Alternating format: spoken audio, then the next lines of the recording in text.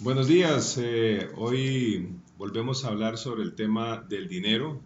En el primer programa conversamos sobre los significados del dinero y en esta ocasión vamos a hablar sobre el dinero desde el punto de vista de los principios que aplican, algunos principios que aplican al manejo y a los resultados del uso del dinero. Vemos que hay principios en la naturaleza como el principio de la gravedad, y el principio de la gravedad tiene una característica que es que no es personal, o sea, aplica universalmente a cualquier persona independientemente si lo entendemos o no. De la misma manera, podemos pensar que existen principios para el manejo o para entender el dinero. Entonces, hoy nos acompañan aquí nuevamente Klaus Elsner y también Bernie Moya. Iniciaremos con Bernie con la siguiente pregunta. Bernie, en el caso, estamos hablando de la libertad financiera, el tema del dinero, cómo aplican principios. Podemos pensar que el principio de dar es uno de los principios que aplican porque el dar o el recibir es una cosa que co- constantemente estamos experimentando. Nos gusta mucho recibir, pero ¿qué produce el dar? ¿Y en qué forma contribuye a una persona a ser más libre financieramente hablando? Gracias, Marco. Bueno, estamos hablando, como usted lo menciona, de tres elementos. Usted menciona la palabra dar, contribución y libertad financiera. Primero que todo, me gustaría mencionar que el dar tiene una contraparte que es recibir. Y yo creo que uno de los principios que debe regir cualquier elemento en la sociedad es que hay un elemento que no solamente y todos queremos recibir dinero, claramente, pero necesitamos basados en qué? Bueno, en dar. Y hay un tema muy importante desde el punto de vista del carácter que me gusta mencionar, y son otros elementos. Bueno, para mí el carácter está basado en la madurez, que es ser valiente y considerado, el tema de la integridad, que nosotros valemos, y el último, que es el que quiero resaltar, que es la abundancia. Es decir, cuando un ser humano considera que hay abundancia, entonces va a abrir un universo muy importante en su mente para crear libertad financiera. ¿Por qué? Bueno, porque cuando yo doy a la sociedad cualquier elemento que yo ofrezca, y sobre todo si estoy enfocado en resolverle problemas a las personas, entre más personas yo les resuelva problemas, es muy posible que yo logre también recibir muchísima compensación. En este caso, podemos monetarizarlo diciendo que es dinero que voy a recibir por el pago, por una compensación. Entonces, en ese sentido, me gusta mencionarlo porque entre más demos, más podemos recibir.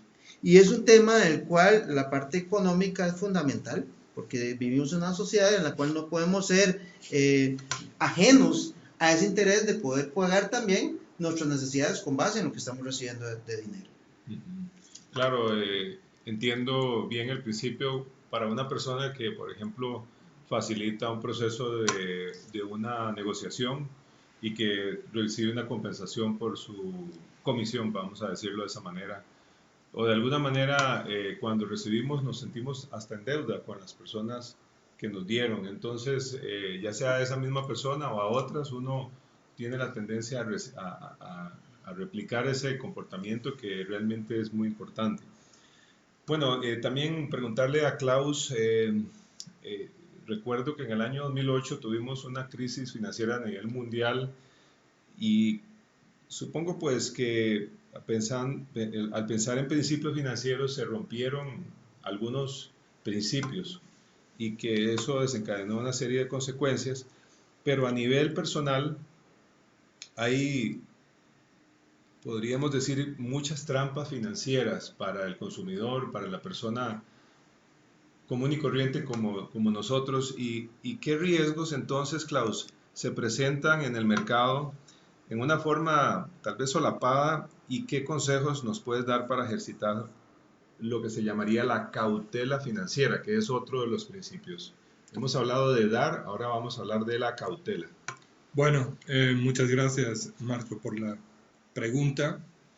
Eh, es muy válida y creo que es uno de los de los temas más importantes en relación al dinero y especialmente a lo que representa el dinero en nuestra vida. Lamentablemente, el dinero, que puede ser una bendición en nuestras vidas y que es una herramienta en realidad para conseguir un bien, muchas veces se convierte en un problema, en una, casi se puede decir, es una cárcel. Como dicen, hay personas que están en una cárcel de oro. ¿Por qué? Porque el dinero es un medio para adquirir bienes. ¿Y qué consideramos nosotros como bienes? Necesitamos bienes para sobrevivir. O sea, ¿cuál es el problema de nuestra de nuestra comunidad, de nuestro mundo? Es en realidad que no hay suficiente para todos. O sea, desde comienzos de la humanidad, el tener que luchar y trabajar por tener el pan de cada día es una condición que sigue válida hoy. Entonces, ¿qué es lo que sucede? Que en realidad el dinero se ha vuelto un medio para poder transar y conseguir los medios para subsistir. Lo que sucede es que estamos en una economía que sí ha desarrollado cada vez más productos, y es una sociedad competitiva donde cada uno trata de producir algo porque tiene que ganar su dinero. Y en eso realmente en los últimos años, especialmente por la tecnología, por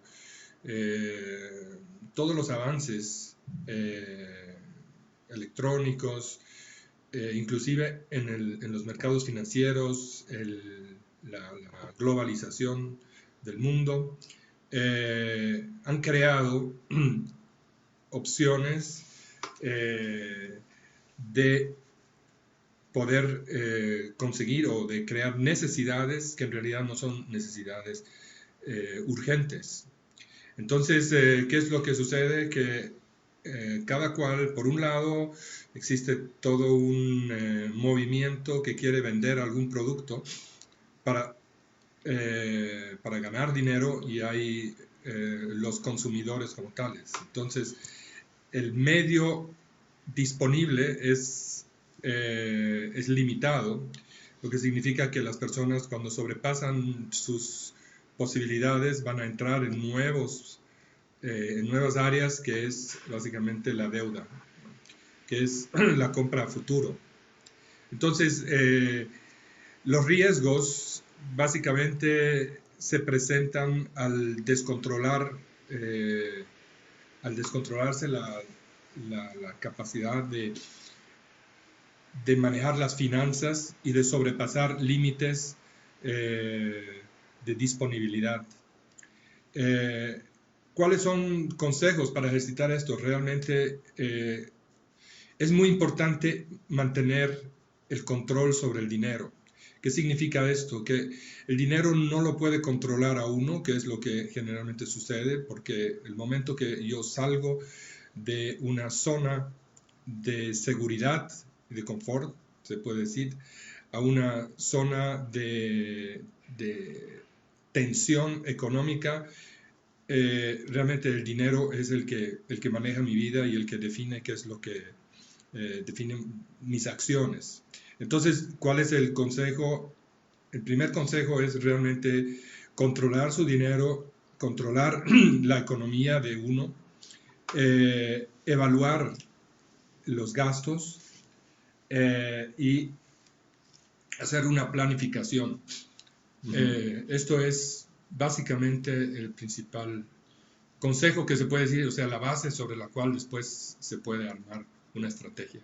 Perfecto, muchas gracias, Klaus. Bueno, tocaste varios conceptos súper valiosos y creo que No los podemos agotar en esta ocasión, pero va a ser material para futuro. Cuando hablaste, por ejemplo, al inicio, de que muchas personas que sí tienen mucho dinero, pero que viven en una cárcel de oro, pero que por otro lado, por las presiones que existen en el mercado o las tendencias, entramos en un ciclo de deudas que la definiste como una compra a futuro, y el riesgo sería descontrolar, perder, salir de los límites y no planificar.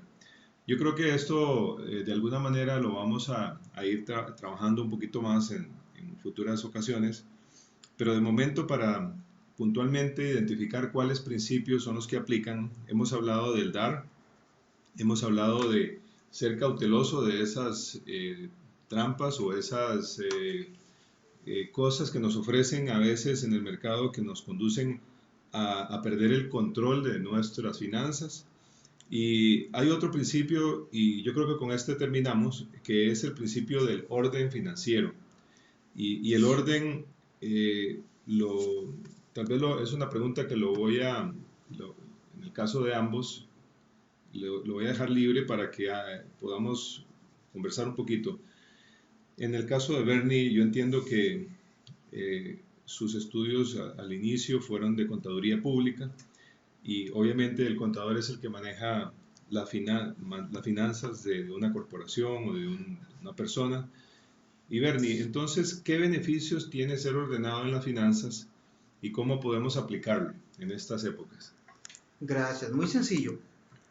Si nosotros no llevamos una contabilidad, es decir, qué estoy generando de ingresos, qué estoy generando de gastos, difícilmente yo voy a poder tener control de mis metas financieras. Si en el caso de cualquier persona en la sociedad que tenga como objetivo ser libre financieramente hablando, difícilmente va a poder lograrlo si no tiene una medición, al menos una medición de lo que ingresa, de lo que gasta y de sus activos, es decir, de lo que le genera ingresos y de sus pasivos, de lo que tiene que pagar, lo que genera gastos. En esa línea de pensamiento, yo sugiero a las personas que nos están escuchando que por lo menos lleven, que tengan la disciplina o crean la disciplina de anotar en un cuaderno lo que están recibiendo y en qué lo están gastando o invirtiendo o ahorrando. De esa manera, mes a mes, puede estar verificando que puede estar logrando ya sea un excedente para ahorrarlo o invertirlo, o un déficit.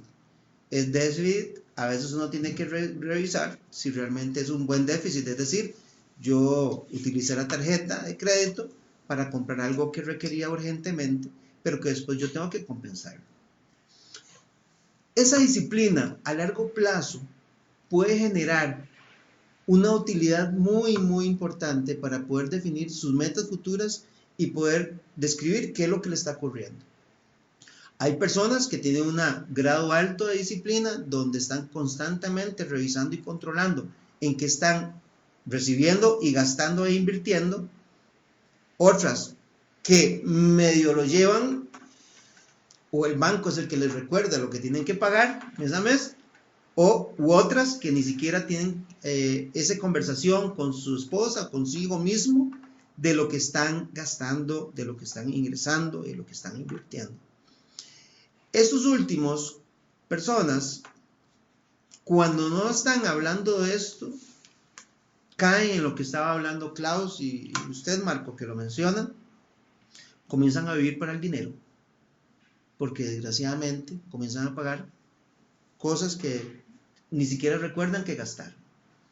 Entonces, esa disciplina yo la sugiero para que las personas, todos somos organismos que vamos a vivir de dinero, vamos a trabajar con el dinero día a día y lamentablemente en las escuelas y colegios no lo vemos. Sin embargo, curiosamente es una asignación o una materia que deberíamos de manejar desde chiquitos, por lo menos la aritmética básica para conocer en qué estamos en la parte financiera. Muchas gracias. Perfecto, Bernie. Bueno, resumiendo un poco los principales conceptos que vimos hoy, tiene que ver con la contribución que hacemos a otras personas. Eso nos ayuda a tener posibilidades de crecimiento personal y también de alguna manera recibimos, aunque no sea en forma monetaria, recibimos la satisfacción de haber ayudado a alguien. También la cautela financiera que nos fue definida como esas formas de manejar el dinero para no perder su control. Y ahorita que Bernie toca el tema de la disciplina y de medir, la disciplina de medir cómo nosotros gastamos, si tenemos la capacidad para, entonces hay un principio que dice que yo no puedo controlar algo que no puedo o que no estoy midiendo. Entonces, resumiendo, debemos tener la disciplina de controlar nuestras finanzas, de saber en qué estamos gastando las cosas, de saber también en esa misma forma si podemos o no asumir, por ejemplo, una deuda. Y como nos decía Bernie, y lo voy a poner en otras palabras, que si nosotros no tenemos un control o un dominio propio, un control interno de las cosas, alguien más va a controlar nuestras finanzas o las finanzas nos van a controlar a nosotros. Y entonces con eso, yo creo que si tenemos control de nuestras finanzas, para terminar con esa palabra, creo que podemos tener la capacidad de disfrutar más. Y quiero dejarlos con una frase que tiene que ver también con las tendencias de la sociedad. Dice, la fama es como un vapor, la popularidad es como un accidente y las riquezas tienen alas y solo el carácter permanece. Es una cita de Horace Greeley que creo que enriquece el tema que estamos hablando hoy, de que debemos ser personas de carácter, personas de principios. Muchas gracias y nos vemos o nos escuchamos en la próxima ocasión.